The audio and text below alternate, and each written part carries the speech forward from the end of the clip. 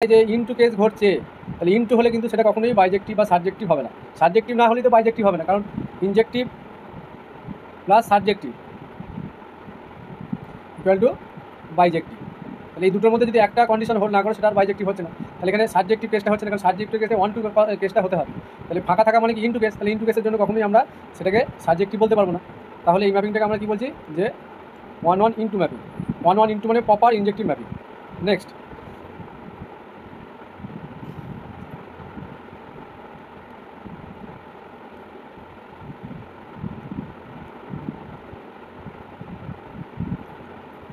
আচ্ছা এখানে একটা ট্রিক্স আছে, আমি শেষে বলছি। তারপরে এখানে কি আছে দেখি।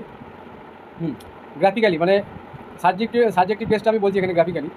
বলছে if A line parallel to x Axis Katz the graph more than 1 point, মানে এই যে গ্রাফটা আমি টেনেছি, হ্যাঁ এই গ্রাফটা আমরা কি দেখছি, এক্স অক্ষে যদি প্যারালাল লাইন টানি, ঠিক আছে, এক্স অক্ষে যে প্যারালাল লাইনটা টেনেছি, তাহলে সেই এক্স অক্ষের প্যারালাল লাইন এইটা, আর এটা প্যারাবোলার ইকুয়েশন, এই লাইনটা গ্রাফকে আমরা কি দেখতে পাচ্ছি যে দুটো পয়েন্টে কাট করেছে। তাহলে আমাদের অ্যাটলিস্ট দুটো পয়েন্ট যদি আমরা পেয়ে যাই, ঠিক আছে, তাহলে আমরা সেটাকে কি বলবো, সাবজেক্টিভ ফাংশন। তাহলে Y equal to F X X square, এটা একটা গ্রাফ আমরা জানি এক্স বিলংস টু আর, ঠিক আছে, তাহলে এটা আমরা কি বলতে পারছি, এটা সাবজেক্টিভ ফাংশন, কিন্তু এটা ইনজেক্টিভ হবে না। কারণ কেন হবে না, কারণ মোর দ্যান 1 পয়েন্টে কাট করলে সেটা কখনোই ইনজেক্টিভ হয় না। তাহলে এটা কি হয়ে গেলো, মেনি 1 অন টু ম্যাপিং, ঠিক আছে, মেনি হচ্ছে আবার অন টু হচ্ছে। নেক্সট,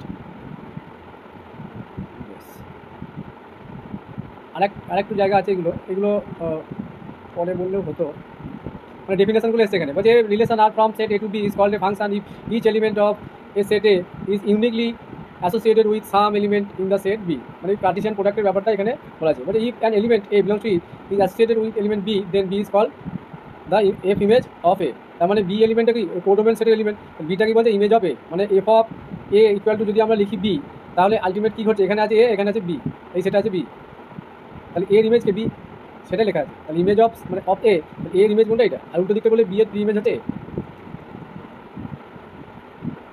এবার এখানে একটা কি সাধারণত একটা ম্যাপিংকে আমরা কি লিখি, এফ সার্চ দ্যাট এ টু বি, হ্যাঁ, এই বাঁ দিক থেকে ডান দিকে গেলে সব ইমেজ হয়, এগুলো সব ইমেজ পয়েন্ট, আর উল্টো দিকটা গেলে হচ্ছে প্রি ইমেজ, মানে ইনপুট যেটা দিই সেটাকে আমরা কি ডোমেনের এলিমেন্ট বলি, আর যেটা আউটপুট আমাদের বেরিয়ে আসে ভ্যালুটা, মানে F of x equal to যখন আমরা এক্স স্কোয়ার প্লাস 2 লিখি, তাহলে ইনপুট কি দিচ্ছি, মানে 1 দিলাম সাপোজ, তাহলে কী পাবো 1 + 2 = 3, তার মানে এটা হয়ে গেলো ইমেজ, আর এটা হচ্ছে কি তার ইনপুট, মানে এটা ডোমেনের এলিমেন্ট, ঠিক আছে। বেশ, এইবার যে আমরা দুটো কীভাবে আমরা এই ডোমেন বার করার সময় আমাদের কিছু কন্ডিশন বা ফর্মালিটি মানতে হবে। হ্যাঁ, ডোমেন কীভাবে আমরা বার করবো, suppose if F extra function দিয়েছে D1 বেরোলো, হ্যাঁ, তার ডোমেনটা বলছি আমরা D1, আমি অঙ্ক ধরবো, হ্যাঁ, if F x equal to D1, মানে এফ এক্সের ডোমেন হচ্ছে D1 আর জি এক্সের ডোমেন হচ্ছে D2, তাহলে domain of F x plus minus G x, এই ধরনের যে ফাংশনগুলো থাকবে তাদের ডোমেন আমরা কীভাবে বার করবো। Suppose F x equal to আমি ধরলাম যে এক্স স্কোয়ার প্লাস 1, তাহলে এর ডোমেন আমরা দেখছি যে অল রিয়েল নাম্বার, হ্যাঁ, অল রিয়েল নাম্বার, এর ডোমেনটা সবসময় রিয়েল নাম্বার হবে, এটাকে D1 নাম দিলাম। কারণ এখানে রিয়েল নাম্বার ডোমেন কখন হয়, যদি আমার এক্সের এনি ভ্যালু পুট করতে গিয়ে আমার রাইট হ্যান্ড সাইডে কোনো প্রবলেম না হয়, বুঝতে পারলাম।